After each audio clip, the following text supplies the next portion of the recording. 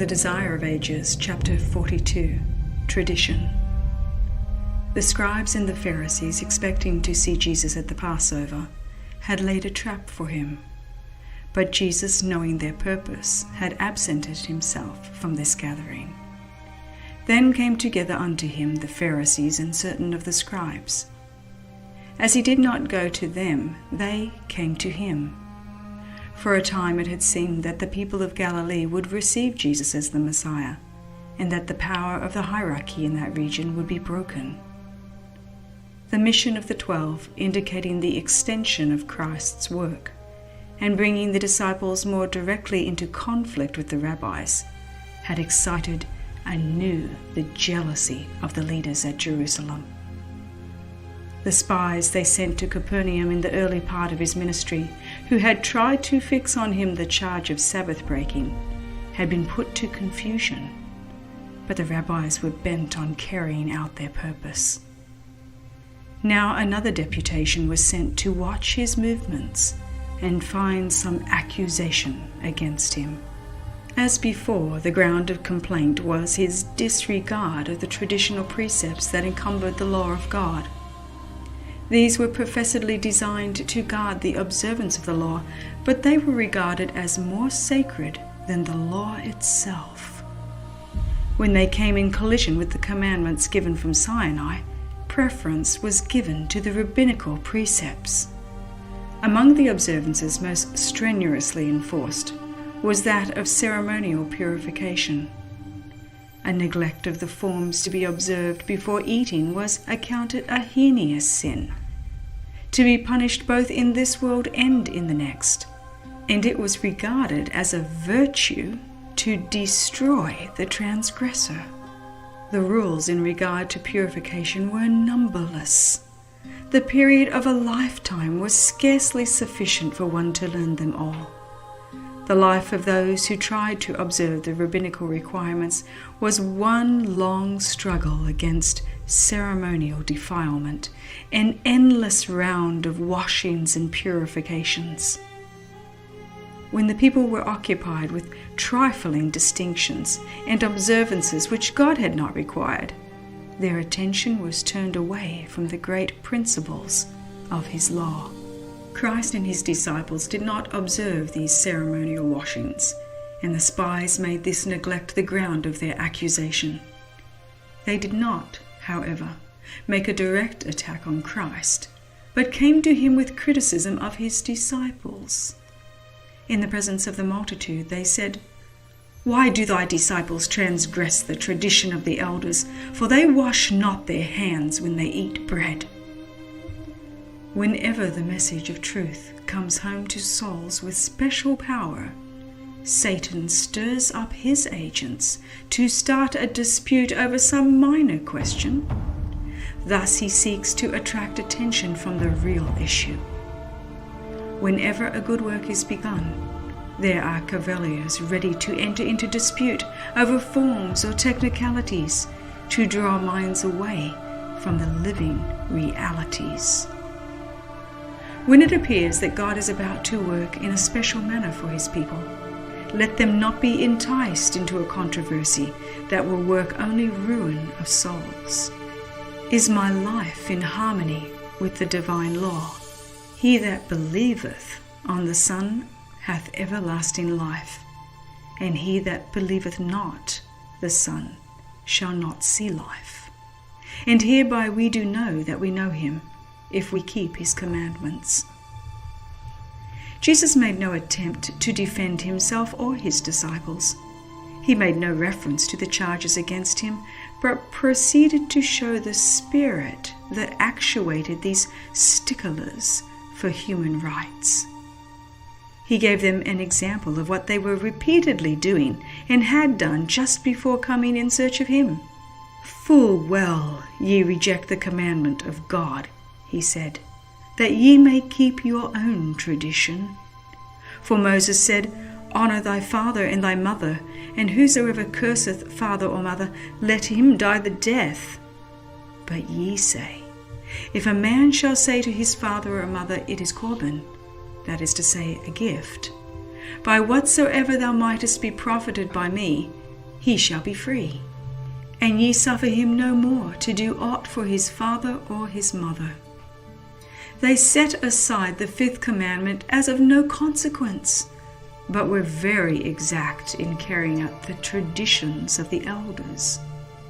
They taught the people that the devotion of their property to the temple was a duty more sacred than even the support of their parents, and that, however great the necessity, it was sacrilege to impart to father or mother any part of what had been thus consecrated.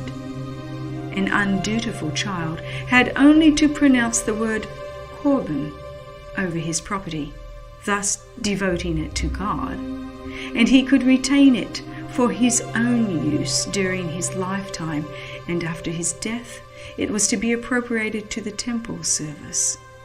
Thus he was at liberty, both in life and in death, to dishonor and defraud his parents under cover of a pretended devotion to God. Never by word or deed did Jesus lessen man's obligation to present gifts and offerings to God. It was Christ who gave all the directions of the law in regard to tithes and offerings. When on earth he commended the poor woman who gave her all to the temple treasury. But the apparent zeal for God on the part of the priests and rabbis was a pretense to cover their desire for self-aggrandizement. The people were deceived by them. They were bearing heavy burdens which God had not imposed. Even the disciples of Christ were not wholly free from the yoke that had been bound upon them by inherited prejudice and rabbinical authority. Now, by revealing the true spirit of the rabbis, Jesus sought to free from the bondage of tradition all who were really desirous of serving God. "Ye hypocrites," he said, addressing the wily spies. "Well did Isaiah prophesy of you, saying, This people draweth nigh unto me with their mouth, and honoureth me with their lips, but their heart is far from me. But in vain they do worship me, teaching for doctrines the commandments of men." The words of Christ were an arrangement of the whole system of Pharisaism. He declared that by placing their requirements above the divine precepts, the rabbis were setting themselves above God. The deputies from Jerusalem were filled with rage. They could not accuse Christ as a violator of the law given from Sinai, for he spoke as its defender against their traditions. The great precepts of the law, which he had presented, appeared in striking contrast to the petty rules that men had devised.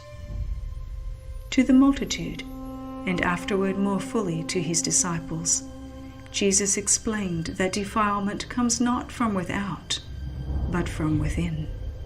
Purity and impurity pertain to the soul. It is the evil deed, the evil word, the evil thought, the transgression of the law of God, not the neglect of external man-made ceremonies, that defiles a man. The disciples noted the rage of the spies as their false teaching was exposed. They saw the angry looks and heard the half-muttered words of disaffection and revenge. Forgetting how often Christ had given evidence that he read the heart as an open book, they told him of the effect of his words. Hoping that he might conciliate the enraged officials, they said to Jesus, "Knowest thou that the Pharisees were offended after they heard this saying?" He answered, "Every plant which my heavenly Father hath not planted shall be rooted up." The customs and traditions so highly valued by the rabbis were of this world, not from heaven. However great their authority with the people, they could not endure the testing of God. Every human invention that has been substituted for the commandments of God will be found worthless in that day, when God shall bring every work into judgment with every secret thing whether it be good or whether it be evil. The substitution of the precepts of men for the commandments of God has not ceased. Even among Christians are found institutions and usages that have no better foundation than the traditions of the fathers. Such institutions, resting upon mere human authority, have supplanted those of divine appointment. Men cling to their traditions and revere their customs and cherish hatred against those who seek to show them their error. In this day, when we are bidden to call attention to the commandments of God and the faith of Jesus, we see the same enmity as was manifested in the days of Christ. Of the remnant people of God it is written, "The dragon was wroth with the woman, and went to make war with the remnant of her seed, which keep the commandments of God, and have the testimony of Jesus Christ." But every plant which my heavenly Father hath not planted shall be rooted up. In place of the authority of the so-called fathers of the church, God bids us accept the word of the eternal Father, the Lord of heaven and earth. Here alone is truth unmixed with error. David said, "I have more understanding than all my teachers, for thy testimonies are my meditation. I understand more than the ancients, because I keep thy precepts." Let all who accept human authority, the customs of the church, or the traditions of the fathers, take heed to the warning conveyed in the words of Christ. In vain they do worship me, teaching for doctrines the commandments of men.